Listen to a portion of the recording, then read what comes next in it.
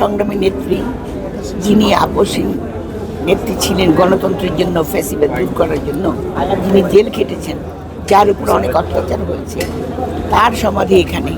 তিনি আজকে এখানে শুয়ে আছেন। আমাদের শহীদ প্রেসিডেন্ট জিয়াউর রহমান, যিনি স্বাধীনতা ঘোষণা দিয়েছিলেন, তিনিও কিন্তু এখানে শুয়ে আছেন। তারও স্বপ্ন ছিল গণতন্ত্র উত্তরণের জন্য, যেটা তিনি করতে পেরেছিলেন। কিন্তু পরবর্তীকালে ফ্যাসিস্ট সরকার আগমনে আপনারা জানেন যে আমাদের বাংলাদেশের বিশেষ করে বিএনপির নেতাকর্মীরা 17 বছর আন্দোলন সংগ্রাম করেছেন। এখানে আমাদের মহিলাদের একটা বিরাট ভূমিকা আছে। মহিলারা সব সময় কেউ ভিতর থেকে, কেউ বাইরে থেকে, কেউ রাজপথে বিভিন্নভাবে তারা কাজ করে গেছে। যে কাজের জন্য আজকে তারা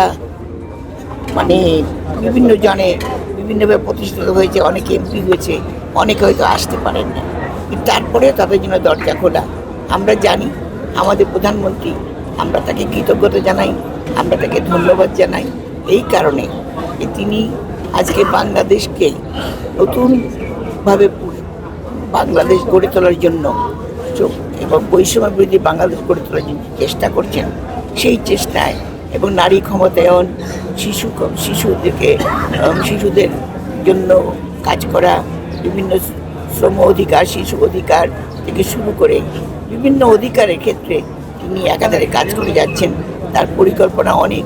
সেই পরিকল্পনায় তিনি বিশেষ করে আমাদেরকে সহযোগী করেছেন। আমরা তাকে সহযোগিতা করার চেষ্টা করব। আজকে আমরা এখানে এসেছি, আমাদের অবশ্যই আমরা আবেগে আপ্লুত। বিশেষ করে এখানে আমাদের দুই নেতা নেত্রী শুয়ে আছে, সেই কারণে কাজেই আজকে আমরা মনে করি এই দিনটি আমাদের জন্য অত্যন্ত সম্মানজনক এবং গুরুত্বপূর্ণ। এবং এই দিনে যেন আজকে আমরা বলতে পারি আমরা থাকবো, আমরা আছি, আমরা থাকবো। আমরা কাজ করে যাব। বাংলাদেশের নারী সমাজ হলো সমাজের ভিত্তি। সেই ভিত্তি এই নারী উন্নয়নের মধ্যে দিয়ে, নারী ক্ষমতায়নের মধ্য দিয়ে আগামী বাংলাদেশকে সমৃদ্ধ করে গড়ে তুলবে।